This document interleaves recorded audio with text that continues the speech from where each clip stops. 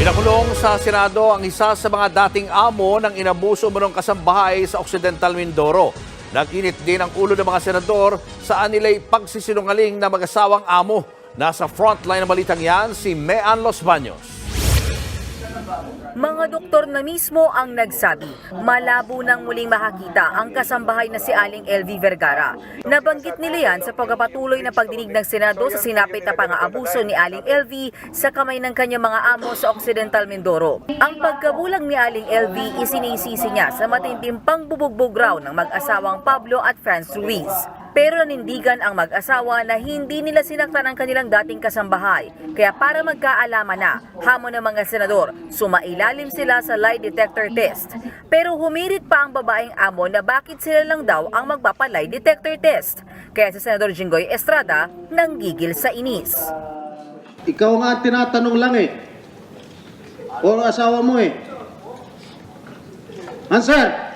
Kung hindi po sila kasama daw po, ay pwede pong... Ano kinalaman nila? Kasi ikaw lang tinatanong ni Senator Tulfo. Kasi po nagsisinungaling sila. Huwag mo akong turuan, huwag mo akong diktahan. Huwag ka na magbigay pa ng pasikot-sikot na sagot. Ako po, yari ka na naman. No. Senator Tulfo, yari ka na naman. Sasabihin na naman yan, ng isang vlogger dyan, na nagngangalang Libayan, ay sasabihin na naman yan, naku ka, you have your own Tulfo justice system. Alam mo, sira, naku. Eto alam nyo, ang ganda-ganda ng mga ginagawa ng mga senador natin. Kasi sila ay pinag-aaralan ito at pinag-uusapan ito para gumawa ng batas, lalong-lalo na sa mga kasambahay natin. Alam nyo, hindi biro ang maging isang kasambahay. Okay? Hindi biro ang maging isang kasambahay. Napakahirap po na trabaho niyan. Hindi yan something na... At grabe alam nyo kung magkano ang minimum ng isang kasambahay? Sabi ko nga, grabe. Kung gano'n ang minimum ng kasambahay, paano mabubuhay yun? Di ba? Paano? Tapos sabi pa nila, uwian naman eh. How much more? Ang mahal-mahal ng pamasahe, pauuwiin nyo pa, tapos ganyan ang bayad nyo. Lalo na to. Kinawawa, sinaktan. Alam mo, buti na lang din, nandito si Senator Tolentino dahil talagang pinakulong nila itong umaabuso. Talagang sisiguraduhin nila na merong pupuntahan sa impyerno. Sa kulungan ito. Detention order be issued to Mrs. Franz Garcia Ruiz for continuously evading the questions propounded by the members of this committee, as well as falsely testifying under direct examination by committee members and consistent with the rules of the Senate, which considers a commitment order issued by a committee as a contempt of the Senate.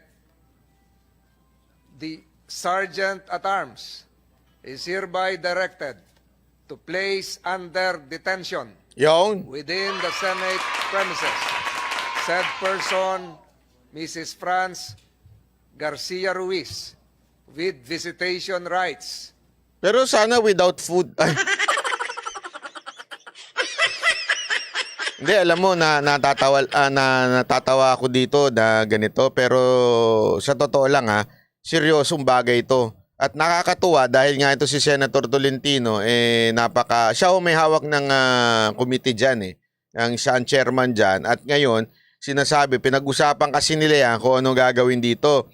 Alam mo, hindi sila, baka akala ng iba masyado naman atang diktador itong mga senador. Hindi, una nga, ang suggestion ng ilang mga senador, ikulong talaga sa totoong kulungan kaya lang, sabi nila, napag-usapan nila, hindi, dito na lang muna sa Senado habang dinidinig natin yung mga dito na muna sa Senado.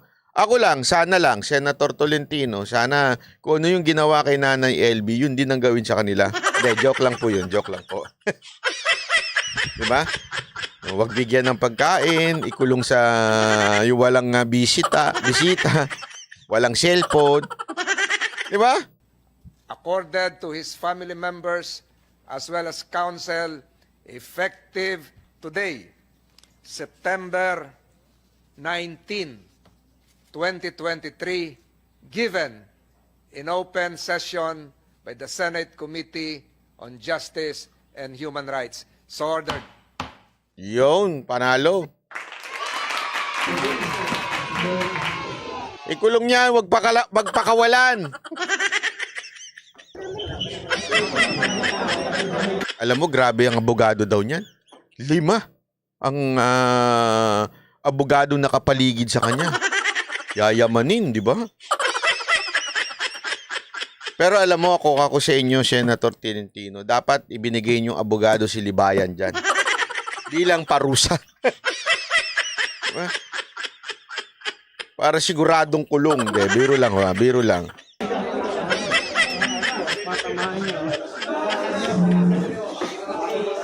Bukas, bayani pa yan.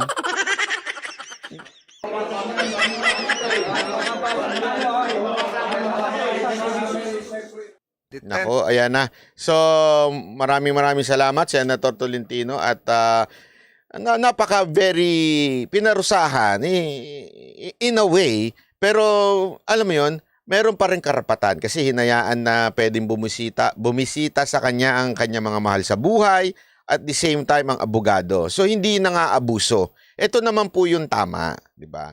At least, so, ito ho yung tama. Binigyan ng karampatang parusa dahil sa mga pagsisinungaling during the hearing, pero at the same time, hindi naman inabuso. Kasi tama din naman, kung aabusuhin natin, anong tinuturo natin sa mga Pilipino? Na pag kayo inabuso, abusuhin din natin. Hindi tama yon, di ba? Mabuti, binigyan ng tamang parusa o disiplina, ika nga, di ba? Maraming salamat sa mga senador natin. At sigurado, bukas, laman na naman kayo ng isang vlogger na gusto kayong pagkakitaan. Ganun lang yan eh.